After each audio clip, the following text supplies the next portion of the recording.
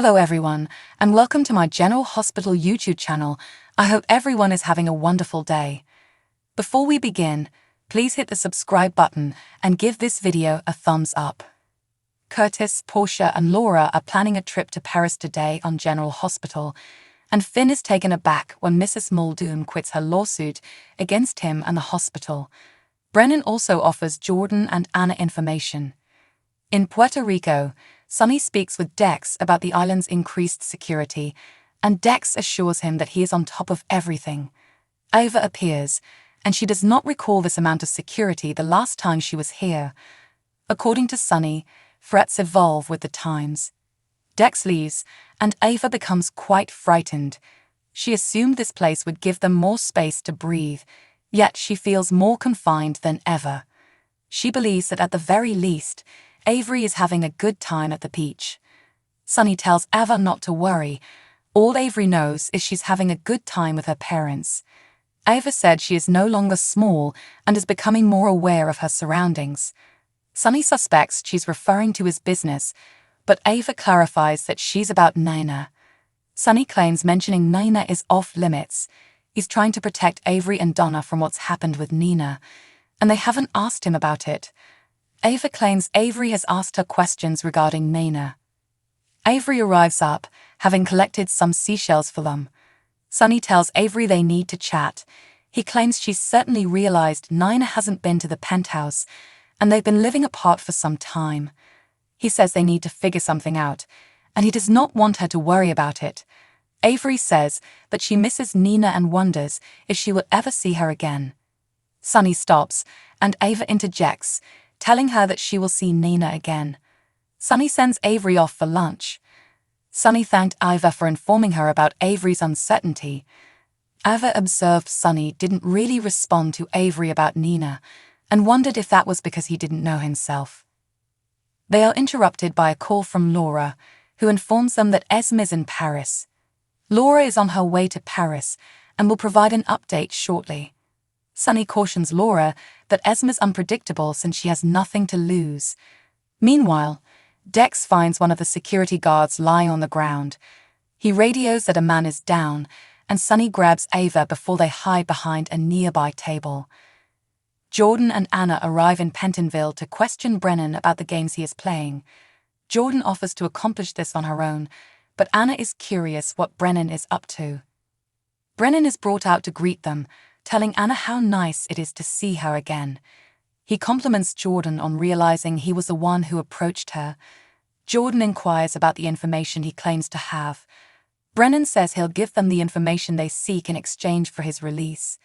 Jordan does not have the authority to grant him immunity, but Brennan suggests Anna can contact her ex-husband Scorpio to obtain immunity for him and have the charges dropped. Anna has a better offer: let him keep his life. Anna believes he can provide information on who shot Curtis, but they suspect Sonny was the intended target. She thinks he can deal with them, or Sonny, who will be upset to find Brennan is hiding information. Brennan insults her, claiming that the powerful have fallen and that Kaiser Faison would be disappointed in his protégé. She refers to him as the son of a bitch. Jordan asks Brennan if she wants to give them the information or if she should contact Sonny. Brennan admits that in 2019, the WSB purchased a number of illicit firearms, but they went missing before arriving at the WSB headquarters. He claims that someone was selling the guns, and he had a lead on them, but he was arrested before he could act. Find the vendor, and they'll track down the gunman. Before being returned to his cell, Brennan expresses his desire to meet Anna again soon. In court, Finn informs Martin that he cannot and will not pursue Muldoon's wife and children, but Martin assures Finn that this is a viable option. The court is reconvened, but Finn refuses to jeopardize the safety of a mother of 4. In the hallway, Tracy confronts Mrs. Muldoon. Tracy claims she is suing for her family, yet Dr. Finn also has a family. She credits Dr. Finn for saving her life, as well as many others. She describes him as a good man. Mrs. Muldoon claims Finn's negligence still resulted in her husband's death.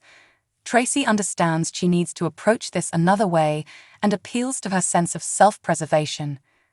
Back in court, Diane informs the judge that Martin Gray wishes to call a new witness, and she requests a recess to learn more about this witness.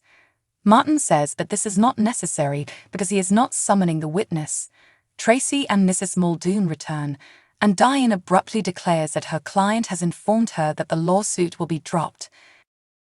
Martin and Diane return, and the court announces that the action against Finn and GH has been dropped. Liz hugs Finn and tells him it's over. Martin says that Mrs. Muldoon had a change of heart, and they wonder why she abandoned the suit. Tracy claims that justice prevailed, and that is all that matters. Gregory is clearly suspicious. Martin questions Diane about why she abandoned the claim, and she responds that her client instructed her to. He is sad that he did not get a chance to beat her in court. She chuckles and mocks his southern accent, saying, "You will get that chance when hell freezes over." Tracy proposes they celebrate when Mrs. Muldoon approaches to speak with Finn. They speak privately, and she says she owes him an apology because she only recently discovered that her husband Dennis had seen an oncologist before him, and she had no idea how far he would go to care for his family. Finn says that desperate people do desperate things. As a single father, he understood her and her family's grief at Muldoon's loss, and he did not want to add to it. She thanks him and walks away. Meanwhile, Gregory confronts Tracy and informs her that Mrs. Muldoon has a fundraising website to help with the bills, and it appears that soon as she withdrew the case, someone made a significant payment to it. Gregory speaks theoretically. The DA may consider this a bribe. He also mentions that, potentially, he would owe such a friend for what they'd done for his son. Tracy responds, hypothetically, she doubts that Buddy will collect. Elsewhere, Finn informs Liz that, while he is relieved, winning this case could have benefited that family. Liz compliments him for being such a decent man for caring about that man's family, despite Muldoon's attempts to frame him. Finn believes this case taught him that he had people he cares about in his life, and that even if he couldn't practice medicine anymore, he'd still have Violet, his friends and family, and her. As long as he has them, he will be fine. Marshall returns to the hospital and meets with Curtis and Portia following his first session. Curtis intends to work hard to get back on his feet. Laura approaches them with news. Esme isn't in Toronto, but in Paris. Laura reveals that Esme took them on a wild goose chase, and Curtis worries Esme is pursuing Spencer and Trina. Marshall claims Esme had to have anticipated this would be discovered, so what if this is another false lead? Laura explains that the PCPD has footage of her boarding a plane to Paris. Portia, panicked, says they must warn Trina. Portia and Laura both call the children. Laura briefly communicates with Spencer, who appears to be all right, but Portia reports that she is unable to reach Trina. Portia is concerned that Trina is in danger from Esme, and everything comes back to Spencer. Laura feels deeply guilty about this, and Portia knows she is also concerned about Spencer. Portia says they just need to find and stop Esme. Laura claims she is on her way to Paris on the ELQ jet, and Dante has already left. Curtis insists on coming with Laura. Laura replies she'll make a call and goes away. Marshall asks Curtis whether he is certain about this, since he is apprehensive about him fleeing to Paris. Curtis wants to be there for Trina, and Portia says she will too. Laura returns and is not surprised to find that Portia is also on her way. Curtis promises to get to Trina and Spencer before Esme does. Spencer surprises Trina in Paris with a private weekend cruise across the French countryside before she begins lessons. The skipper informs them that their stuff has arrived from the hotel and that they will set sail shortly. Trina thanks Spencer for everything he has done for her and expresses gratitude for their love, telling Spencer that he is a great person. Spencer claims that before Trina, he could only see suffering, but she opened his eyes to a whole new universe. He claims every day with her is better, and he'll adore her for the rest of his life. They share a kiss. Esme stands nearby and says they can't steal from her so simply. She unlocks her backpack, revealing a syringe and a roll of duct tape. Esme boards the boat while Spencer takes Trina to their stateroom.